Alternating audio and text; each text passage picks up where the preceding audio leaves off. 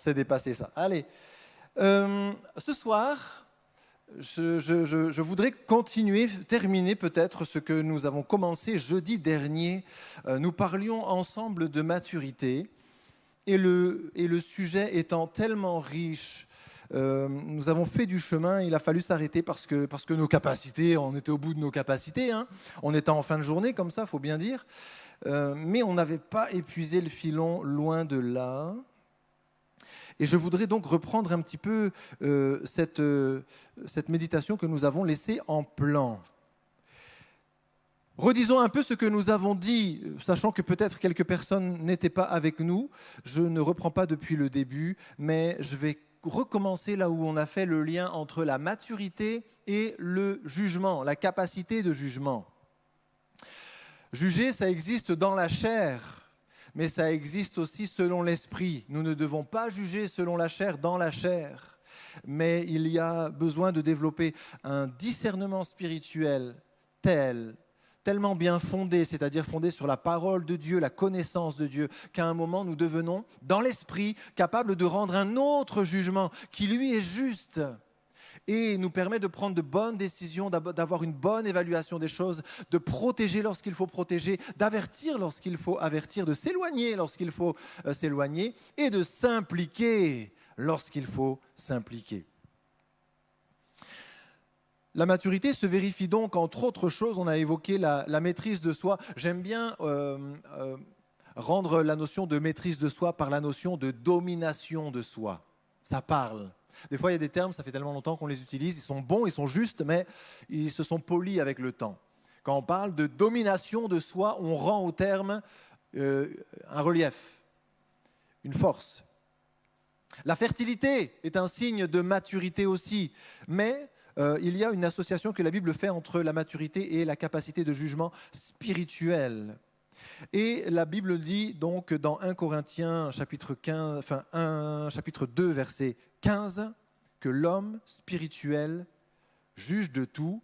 Et elle ajoute ceci, c'est que il n'est lui-même jugé par personne. Alors ça, c'est bizarre, parce que ça ressemble tellement à la description d'une personne orgueilleuse, d'une personne indépendante, d'une personne typiquement, c'est la personne qui, au travail peut-être, dans votre équipe, n'écoute jamais, tellement convaincue dans son tempérament naturel et sa force de conviction innée d'avoir raison, qu'elle n'écoute rien. Mais ce n'est pas ça ici, c'est pas ça. On va pouvoir recroiser ce texte avec un autre qui va lui donner le juste éclairage. Parce qu'on ne pourrait pas dire hey, « c'est bon ici, je suis maintenant un homme spirituel, tu ne peux pas me juger ». Ça ressemble à une affaire de récréation et il y a un gamin qui insulte un autre gamin et l'autre il lui dit « toi t'es 1000 fois plus, et moi j'ai un miroir et on ne sait plus quel enfantillage, j'ai un miroir, toutes les moqueries que tu donnes, toutes les insultes que tu me lances, elles retournent vers toi et moi j'ai un miroir x100 et tout ». On est dans un truc de récré, de cours de récré, hein. Et là, il faut s'élever au-dessus de ça. Le Seigneur n'est pas en train de nous dire hey, je vous donne ici un moyen de ne plus être attentif à ce qu'on vous dit, de ne plus écouter le conseil de ceux qui vous aiment. Vous êtes des gens spirituels et plus personne ne peut maintenant vous juger. L'homme spirituel juge de tout et il n'est lui-même jugé par personne. C'est quand même intéressant de lire les deux choses. Alors, quel est le but du jugement ? Le but du jugement dont il est parlé ici, du jugement spirituel, qui est preuve de maturité, le but du jugement est de développer une conviction fondée. Parce que la facilité, le feeling, l'adhésion des autres et les autres paramètres que le monde considère ne satisfont pas l'esprit. L'esprit en moi ne peut pas dire « tout le monde avait l'air de le faire, donc je l'ai fait ». L'homme spirituel ne peut plus se contenter de ça. Quand on est faible dans la foi, ignorant dans la foi, on suit des mouvements de masse. Alors avant, on suivait des mouvements de masse du monde. Après, on peut suivre des mouvements de masse dans le monde chrétien. Mais vous savez, tous les mouvements de masse dans le monde chrétien ne sont pas forcément bons à suivre. Donc, quand on est enfant et qu'on ne sait pas faire, on suit les grands. Mais à un moment, quand l'enfant grandit, il doit savoir pourquoi il va là et pourquoi il y va par là, autant dans la destination que le moyen. Donc le but du jugement, c'est de devenir capable de développer une conviction personnelle fondée, qui peut être la même que celle de beaucoup d'autres, mais fondée sur la parole, fondée sur des fondements spirituels.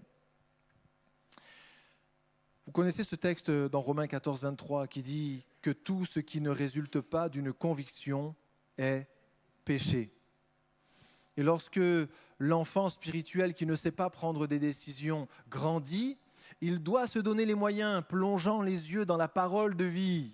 Il doit se donner les moyens de fonder ses positions. Qu'est-ce que tu penses de ça? Qu'est-ce que tu penses de ça? À un moment, ça ne peut plus, les décisions ne peuvent plus se prendre à l'applaudimètre. C'est super populaire, tout le monde dit ça, donc je dis ça. Non, à un moment, tu peux penser comme tout le monde, mais tu dois savoir pourquoi bibliquement, spirituellement, en raison de la personne et du projet de Dieu, tu penses comme tout le monde. Penser comme tout le monde, c'est satisfaisant pour un enfant spirituel, mais pas pour un adulte, un homme, une femme mature spirituellement. Elle doit examiner les choses, juger des choses, des décisions qu'elle prend, cette personne-là, et être certaine que ce qu'elle fait, elle le fait avec conviction. Heureux celui qui ne se condamne pas dans ce qu'il approuve. C'est toujours dans Romains 14, ça. Il est nécessaire de juger des choses. Chacun doit marcher selon ce qu'il connaît de la parole à l'instant donné et de ce que sa conscience lui dicte, qu'elle soit faible ou forte. C'est 1 Corinthiens 8 en particulier, si vous voulez aborder la question de la conscience faible ou forte. 1 Corinthiens 8 vous permet d'aborder ce sujet-là avec les viandes sacrifiées. Et les positions par défaut, parce qu'à un moment, on est jeune, on ne sait pas exactement ce qu'il faut penser, on ne connaît pas bien la Bible. On fait quoi dans le moment où on ne connaît pas assez bien la Bible pour juger d'une situation? Eh bien, c'est là que la sécurité du troupeau et des jeunes agneaux du troupeau est dans la qualité de leur relation avec les anciens du troupeau. C'est-à-dire les brebis qui marchent depuis longtemps, qui savent juger, elles, les conducteurs du troupeau. Et on a besoin d'encourager les jeunes du troupeau à tisser du lien. Et nous devons être intentionnels pour les aider à tisser du lien. Que chaque personne nouvelle dans l'Église se sente importante, parce qu'au départ, ne sachant juger des choses, elles en sont réduites à imiter ce qu'elles côtoient. Il faut donc que ceux qu'elles côtoient soient des gens bien, de bonne influence, des modèles, des pères et des mères spirituels, à la hauteur. Jésus confirme donc, en ajoutant deux caractéristiques particulières, il confirme le principe du jugement dans la maturité et de la maturité par le jugement, dans ce texte de Jean 5,30, où Jésus dit « Je ne puis rien faire de moi-même ». Moi, comment je fais dans cette dimension spirituelle, incontestable? D'après ce que j'entends, je juge, et mon jugement est juste parce que je ne cherche pas ma volonté, mais la volonté de celui qui m'a envoyé. Alors, d'abord ici, nous avons un fondement recevable. Le Seigneur dit, d'après ce que j'entends, je juge. D'après ce que j'entends, je juge. Il est sous-entendu ici que c'est entendu directement.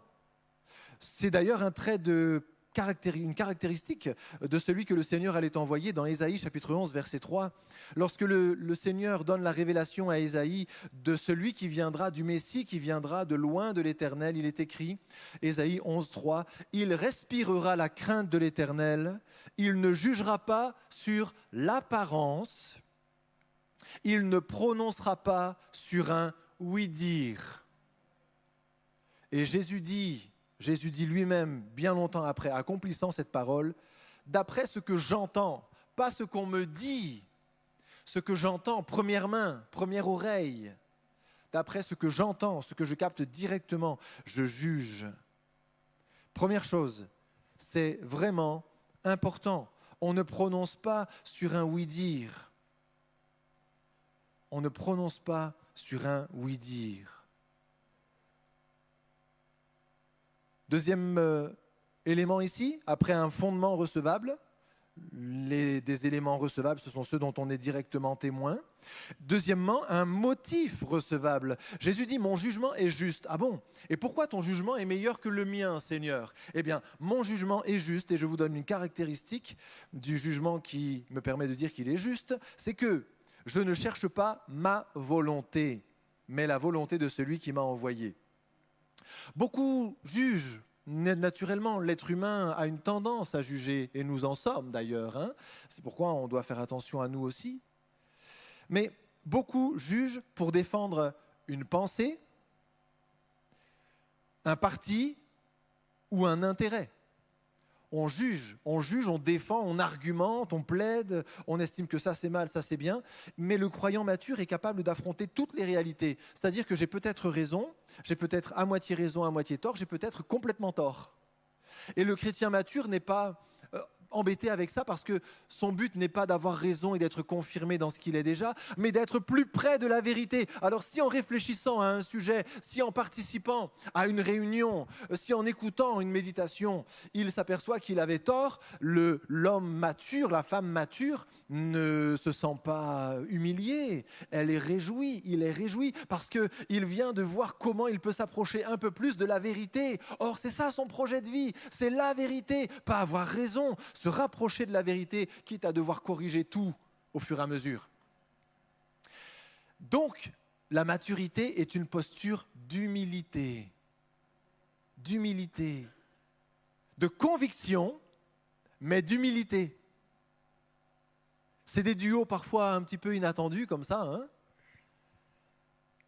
des tandems surprenants. Conviction, mais humilité. Douceur. Là où il y a conviction et dureté, c'est pas simple. Ou bien conviction et orgueil, c'est pas simple. Mais là où il y a conviction et humilité, douceur, c'est bon, c'est vraiment bon. On continue et on arrive à Hébreux 5.12 que nous avons brièvement évoqué aussi. Hébreux 5.12, on va aller jusqu'au verset 14. Ici, l'auteur, dont on ne connaît pas l'identité, rappelle que le projet de Dieu, c'était que très vite, les croyants deviennent des maîtres. Qu'ils soient mûrs, et d'enfants, ils deviennent adultes, d'élèves, ils deviennent maîtres.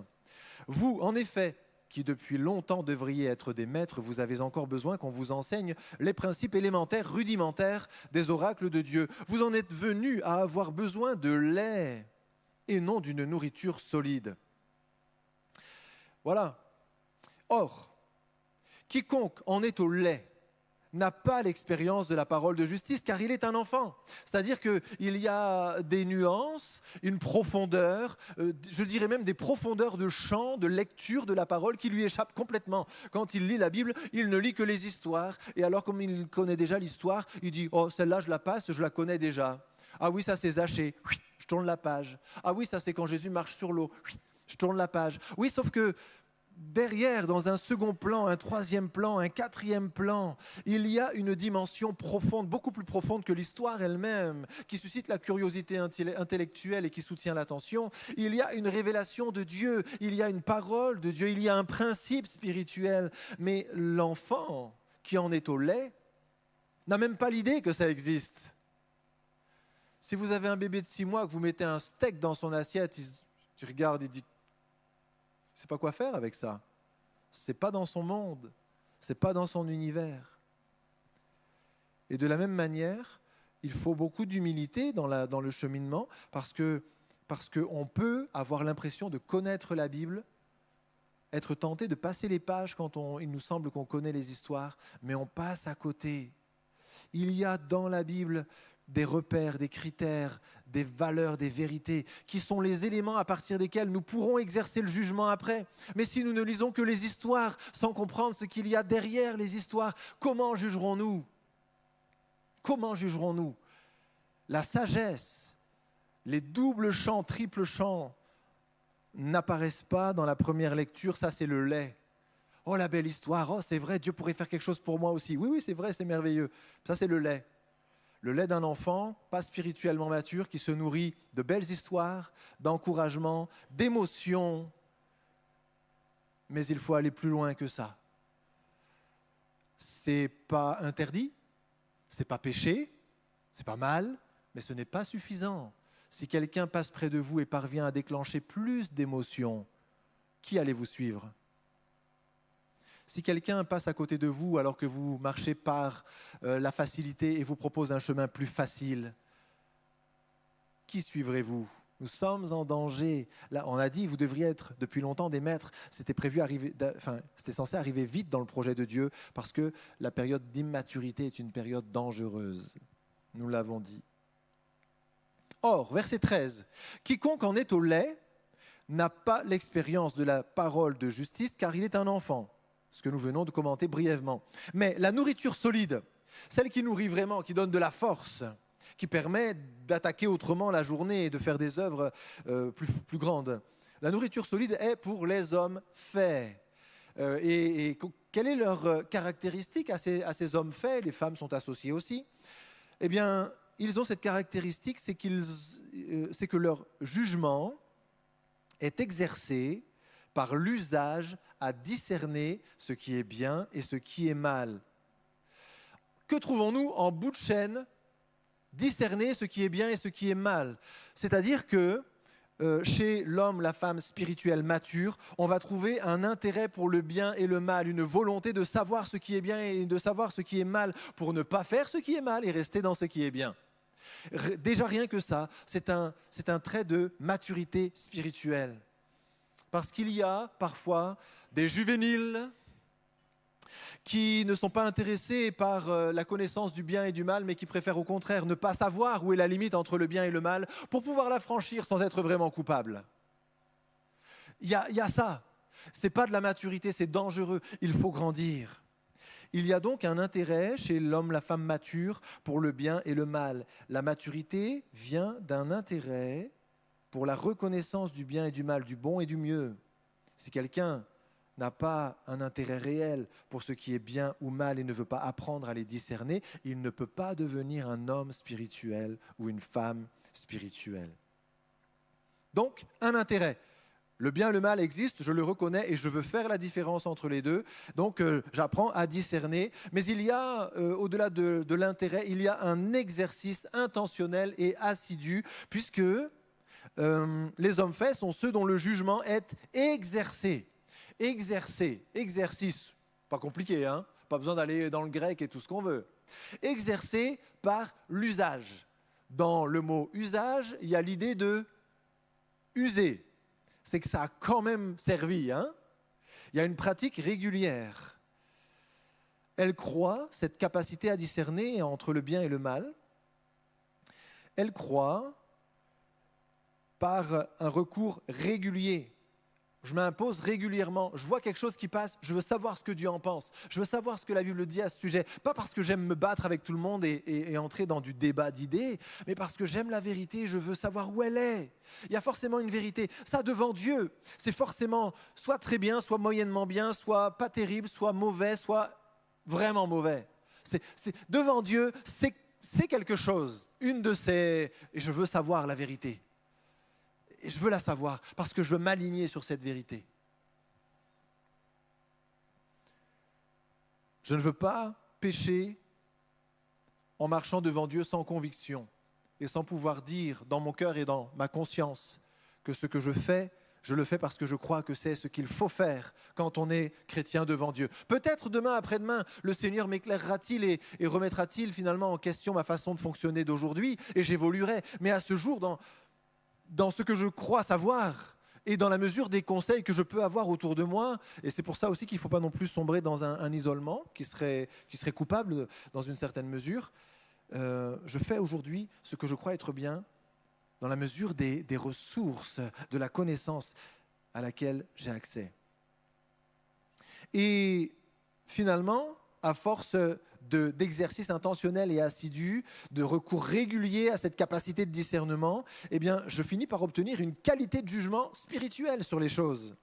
Et de cette qualité de discernement, va naître ce qui est appelé ici le jugement et la maîtrise spirituelle. Et c'est alors que nous avons accès, vous et moi, à une autre nourriture. On tape dans la même étagère, mais on a accès, la même étagère, mais on a accès à d'autres planches.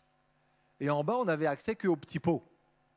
Les petits pots qui se mangent avec la petite cuillère, ça a toujours le même goût. Vous avez mangé la nourriture de vos enfants, des fois un peu, quand ils étaient bébés? Oh, ça c'est un petit pot, c'est marqué dessus petit pois, machin truc, tout ça. Mais à part quelques goûts très très particuliers, comme la carotte ou quoi, à un moment, vous avez petit pois, carotte, façon à poulet, je ne sais pas trop quoi. Bah là, je vous défie de fermer les yeux, de goûter, puis de dire « Ah oui, ça je vois, c'est ça ». Tout a l'air d'avoir le même goût. Enfin, moi, j'ai trouvé. Dans ce que j'ai goûté, j'ai trouvé. Et on est en bas, mais en mangeant ce qui est en bas, on arrive à l'étagère d'au-dessus, et ce n'est pas la même chose sur les étagères. Et les grands ont accès à l'étagère d'en haut, là où sont aussi, même s'il y en a pour tout le monde, les mets succulents. Il y en a un peu sur toutes les étagères, mais il y a des choses qui sont sur les étagères et auxquelles on n'a accès qu'en grandissant. L'immaturité, on peut la considérer au travers du texte de 1 Corinthiens 3, 1, jusqu'au verset 4, puisque Paul a trouvé là des gens qui manquent de maturité et il explique pourquoi. Il estime dans son jugement spirituel, apostolique, que ces hommes et ces femmes manquent de maturité.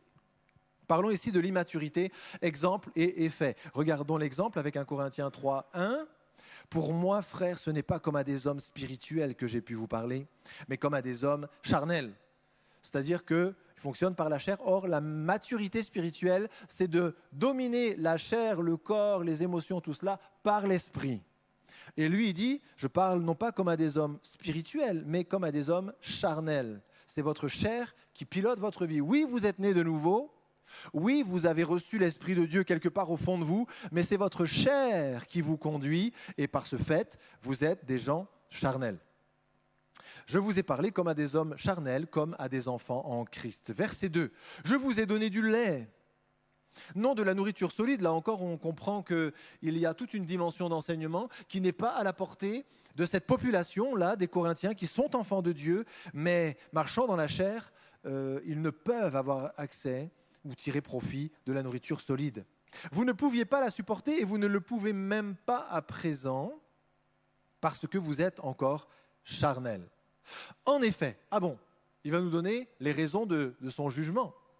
En effet, puisqu'il y a parmi vous de la jalousie et des disputes, n'êtes-vous pas charnels et ne marchez-vous pas selon l'homme, sous-entendu selon l'homme naturel, irrégénéré?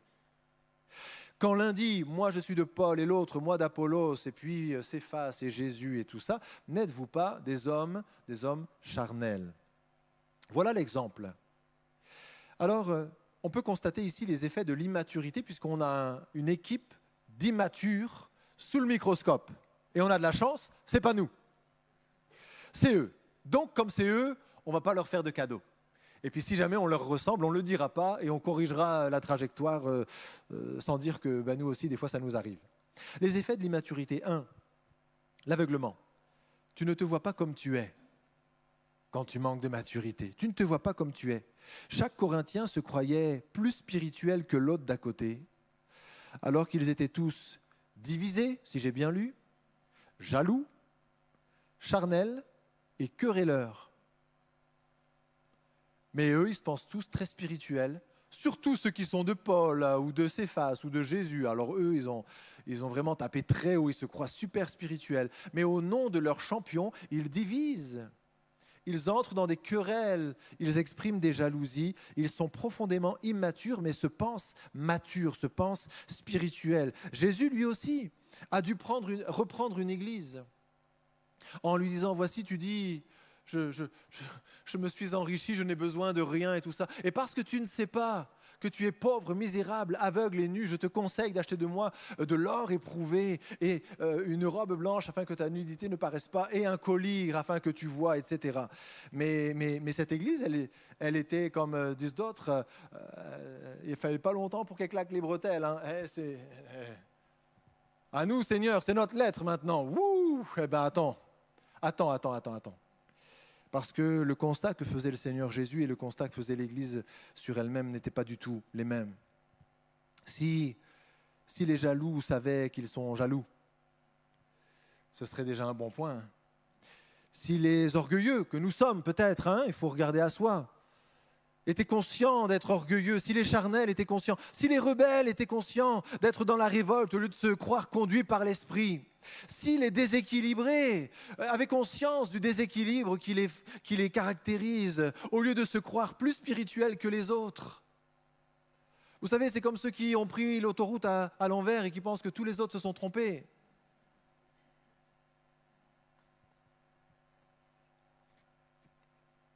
Mais l'immaturité les amène à juger les autres et pas eux-mêmes. C'est pourquoi Dieu doit rendre un jugement sur eux. Et c'est dans la même épître de Paul aux Corinthiens que Dieu dit, c'est pourquoi il y a au milieu de vous beaucoup de malades.